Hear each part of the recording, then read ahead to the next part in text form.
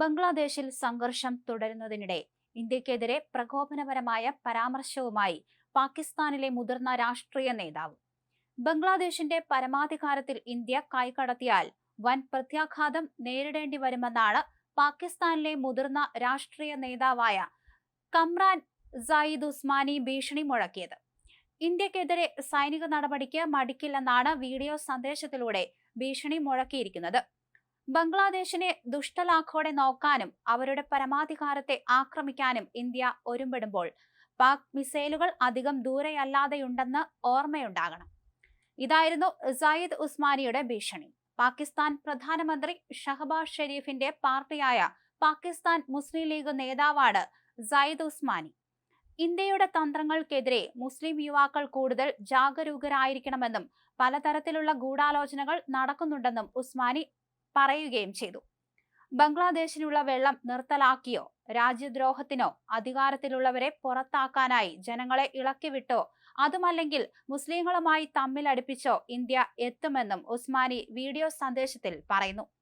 ബംഗ്ലാദേശിൽ ഇന്ത്യയുടെ അഖണ്ഡ ഭാരത ആശയം സ്ഥാപിക്കാൻ പാകിസ്ഥാൻ സമ്മതിക്കില്ലെന്നും ഏത് വിധേനയും അതിനെ പാക് പട്ടാളവും ജനങ്ങളും എതിർക്കുമെന്നും ഉസ്മാനി അവകാശപ്പെടുകയും ചെയ്തു. പാകിസ്ഥാനും ബംഗ്ലാദേശുമായുള്ള സഹകരണം കൂടുതൽ ഊഷ്മളമാക്കണമെന്ന് ബംഗ്ലാദേശ് മുഖ്യ ഉപദേഷ്ടാവ് മുഹമ്മദ് യൂനുസ് ആവർത്തിച്ചു.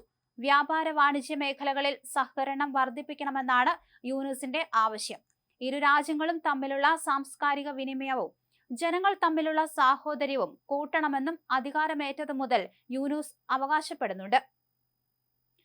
ബംഗ്ലാദേശിൽ ഇന്ത്യ അസ്ഥിരത സൃഷ്ടിക്കാൻ ശ്രമിച്ചാൽ കനത്ത തിരിച്ചടിയുണ്ടാകുമെന്ന് ബംഗ്ലാദേശിൽ പുതിയതായി രൂപം കൊണ്ട നാഷണൽ സിറ്റിസൺ പാർട്ടി നേതാവ് ഹസ്നത്ത് അബ്ദുള്ള പറഞ്ഞിരുന്നു.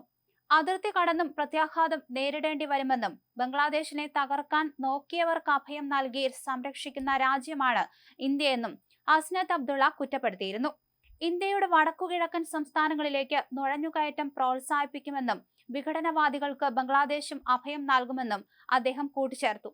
അതേസമയം ഇന്ത്യയുമായുള്ള ഉഭയകക്ഷി ബന്ധം വഷളാക്കാൻ തങ്ങൾ ആഗ്രഹിക്കുന്നില്ലെന്നും ബന്ധം കൂടുതൽ ദൃഢമാക്കാനാണ് ലക്ഷ്യമിടുന്നതെന്നും ബംഗ്ലാദേശ് ഇടക്കാല സർക്കാർ വ്യക്തമാക്കി. ഇരു രാജ്യങ്ങളും തമ്മിലുള്ള നയതന്ത്ര ബന്ധം വലിയ പ്രതിസന്ധി നേരിടുന്ന സാഹചര്യത്തിലാണ് ധനകാര്യ ഉപദേഷ്ടാവ് സാലിഹുദ്ദീൻ അഹമ്മദ് അനുരഞ്ജനത്തിന്റെ സൂചനകൾ നൽകിയത്. ഇന്ത്യയുമായുള്ള ബന്ധം സാധാരണ നിലയിലാക്കാൻ ബംഗ്ലാദേശ് ചീഫ് അഡ്വൈസർ മുഹമ്മദ് യൂനസ് വ്യക്തിപരമായി ഇടപെടുന്നുണ്ടെന്ന് വൃത്തങ്ങൾ വ്യക്തമാക്കുന്നുണ്ട്. ചില കോണുകളിൽ നിന്ന് ഉയരുന്ന ഇന്ത്യ വിരുദ്ധ പരാമർശങ്ങൾ രാഷ്ട്രീയ പ്രേരിതമാണെന്നും അവയ്ക്ക് ഇടക്കാല സർക്കാരുമായി ബന്ധമില്ലെന്നും അഹമ്മദ് കൂട്ടിച്ചേർക്കുകയും ചെയ്തു. അയൽ രാജ്യങ്ങൾ തമ്മിലുള്ള ബന്ധം വഷളാക്കാൻ ശ്രമിക്കുന്ന മൂന്നാം കക്ഷികളുടെ പ്രലോഭനങ്ങളിൽ ഭരണകൂടം വീഴില്ലെന്നും അദ്ദേഹം ഉറപ്പു നൽകി.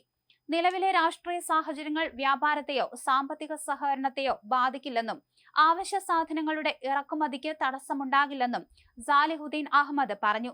ഇന്ത്യയിൽ നിന്ന് 50,000 മെട്രിക് ടൺ അരി ഇറക്കുമതി ചെയ്യാനും തീരുമാനിച്ചു. ഈ നീക്കം ഇരു രാജ്യങ്ങളും തമ്മിലുള്ള സാമ്പത്തിക ബന്ധം കൂടുതൽ ഊഷ്മളമാക്കാൻ സഹായിക്കുമെന്ന് അദ്ദേഹം പ്രത്യാശ പ്രകടിപ്പിച്ചു. ഇതോടൊപ്പം പാകിസ്ഥാനിൽ നിന്നും 50,000 മെട്രിക് ടൺ അരി വാങ്ങാൻ യൂനസ് ഭരണകൂടം പദ്ധതിയിടുന്നുണ്ട്.